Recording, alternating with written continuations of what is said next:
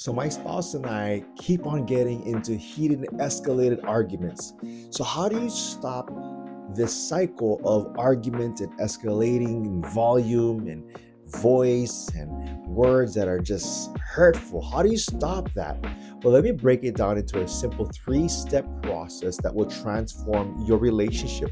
If you ever pay attention to couples who have great relationships, they use this simple three-step process. They don't sometimes you're not fully aware of it.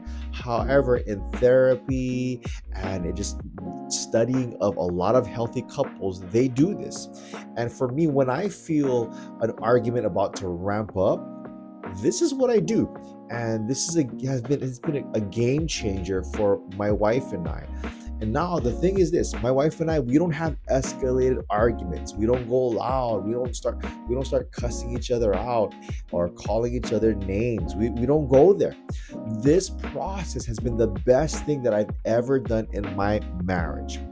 So watch this. And also, the thing is, if you could stay to the very end, I'm going to provide a bonus resource on how to have these powerful communication between you and your spouse. So, how do you stop arguing with your wife? Let's talk about that.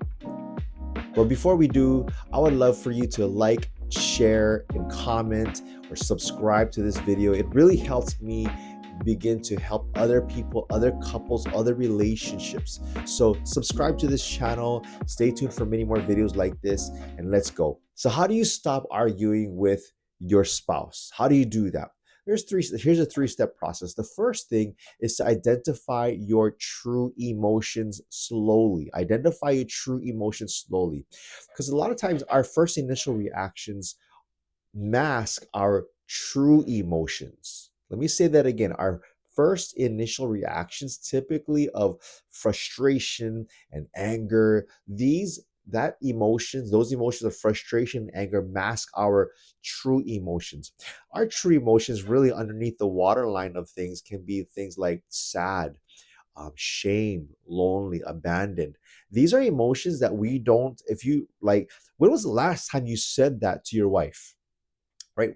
We say things like, I'm pissed, I'm angry, frustrated, irritated. We say those things. Those are actually a lot easier for us as men to say. But those stuff like sad or lonely or ashamed or regretful, those are emotions, or abandoned. Those are emotions that are really underneath the waterline of what's called the secondary emotions. But the primary emotions, those I just mentioned earlier, just now, that stuff rarely gets said. However, those are the emotions that we call primary, the true emotions that's really going on. Not to nullify the frustration and anger, those stuff is real. However, if we slow things down and identify those true emotions of sadness, shame, abandon, or lonely, those are the things that's really going on underneath the waterline. And men, we have a hard time with this because of the upbringing in our culture. For me, my dad would say, "Hey, suck it up and drive on, son." Right? My dad would tell me those kinds of things. And so that's exactly what I did. Whenever he would share, whenever I'd go through things and I would share with my dad, or be as a young boy crying to my dad, he would say, "Hey, suck it up and drive on. Suck it up, boy." And I would suppress those emotions. And over time, as I got older, I would learn to just suppress that, and I'd do just that. I would not have the articulation or the verbiage to really share what's going on. Instead, I'd push that down, stuff those emotions down to get the job done. And that's important. That's an important skill to do whenever at work, or if in the military, or whatever kind of things. Those are important. However, in the relationship, that is not healthy. It's important for us to unstuff it and begin to identify your true emotions slowly. And the thing is, I say slowly because when things get heated, arguments go fast. The frustration, the anger, the irritation, those things are quick to come to the forefront of the argument, right? However, when you intentionally slow yourself down and begin to slow things down before it escalates, then this is where you begin to feel what's going on. This is what we do in therapy. This is what has worked for me and has been a game changer. Sometimes you say, but Frank, we always go escalated. We always get into a heated argument. What do we do? In those moments, it's important for you to call a timeout, sir. It's important for say, hey, I think we need a timeout, or hey, I think I need a timeout. Take a timeout, call a timeout, right? And then in that timeout, ask yourself, what are you really feeling? What are you really feeling? And this is not quick, especially if you've never done this before. This is not quick to identify, because again, we have been taught to go right into stuff it, repress it, suppress it, suck it up and drive on. We've been taught to do that. However, physiologically speaking, we need 20 to 30 minutes to slow things down. And when in that slowing time out, really identify, what are you really feeling? Is it sadness? Is it shame? Is it lonely? Is it panic? Because I can guarantee you it's one of those few raw, real, true emotions. A lot of times it's important to identify what's going on in your body. A lot of times in your body, it's like, for some, there's a heaviness in the chest. I know that's for me. I get this heaviness in my chest. Breathing starts to get shallow. Some have heavy breathing.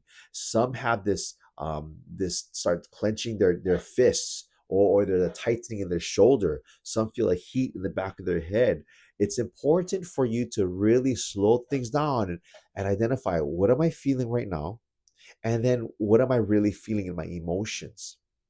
In fact, in the comments below, I'd love for you to identify, what are the real, raw, true emotions you are feeling in those escalation. Are you feeling lonely, abandoned, sad? For me, a lot of times, I feel afraid. I feel scared. I feel sad and scared because I feel like when I get into these arguments with my wife and I, it feels like we are losing our connection. We're growing apart. Like for me, I feel like our marriage is going to end. That's why I had to change things up. These are things I needed to really be real with myself. But once I identified and slowed things down and slowed my emotions, the second thing I needed to do, and the things you need to do, sir, is to express your vulnerable emotions softly. Softly. I was very intentional in choosing that words, because when you watch couples and they're talking, they come to this point from escalation, and they de-escalate, and they begin to share things from a soft temperament. They begin to share things in a low, de-escalated manner. And one of the things that would be very helpful for you is what's called the I technique, using the I statement technique. The I statement technique goes like this: when you said you're so lazy, or when I heard you say, um, you're just being like a little kid, right? So when I heard you say, and then repeat or share what you heard your wife say that caused you to feel this sadness, or that feel that shame, or what that made you feel lonely and abandoned. For instance, an example is this: Julie, when you said you're acting like a little boy, I felt ashamed. I felt ashamed. And it brought me back to those times when I was a little kid, and my friends would put me down, or my parents would say these things, and I would feel so ashamed inside, right? And it's important to say these things. And you may think, but Frank, that's so awkward. Oh my gosh, who does that? That's just the point. When you do something new, it's gonna feel awkward. Imagine the first time you got on a bike. It was awkward. It was weird. Yet you had to have somebody to guide you. You needed to get more reps in on riding a bike, eventually taking off the training wheels, and you're able to go on your own. That's just how it is here. Using the I statement techniques will feel weird between you and your wife. However, when you begin to do that and you keep on doing that, it gets more natural. It gets more natural. It's something that now is a part of the rhythm and having to de-escalate, and it's part of the bridging of the relationship between you and your wife.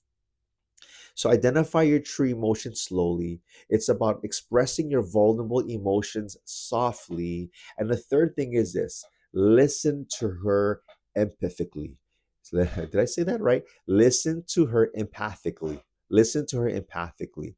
It's listening to her. When you share your these things, allow yourself to hear what she says, her perspective, her from where she was coming from. And that's so important, because what we will do is we will have the tendency, we'll have the temptation to defend, to justify, to make excuses, or even worse, become disrespectful and say something that take these verbal jabs at her. And that's going to cause the conflict to escalate. So suspend your desire to justify, defend, make excuses, or distract. I know some couples who make jokes to get off topic, and that's not healthy as well. It's important to allow yourself to hear her out, listen, and then summarize. Summarize. This is the statement that I have taught many couples. This is the statement that has helped me and has been a game changer, is that after you're listening to her, use this statement. So what you're saying is, and then summarize what you heard her say, and then ask her, does that sound right? Because what that does is it allows her, it allows your wife to feel, yes, my husband's following me. Yeah, he's tracking with me. We're not trying to solve, we're not trying to bring solutions, we're just trying to sit with her. Let me say that again. We're not trying to solve, we're not trying to bring solutions, we're just trying to show that we are here sitting with her in this moment of her frustration, of your frustration. We're in this together. You can do the solving later, the resolving later, but right now it's the repairing, it's the hearing, it's the being with that's so important. Now, here, follow me in this next video, because we're going to talk about this important skill of listening and communication. They say communication is the key to relationships, right? I totally agree. Watch this video, and we're going to talk about a communication skill that the best of counselors use in all of their sessions, and has also helped me in my marriage and all many marriages. Right? So I want to share this video with you. Check this out, and we'll talk about this healthy, important, strengthening skill in relationships. Right? Follow me there and begin to learn. Take notes. All right? I'll see you there.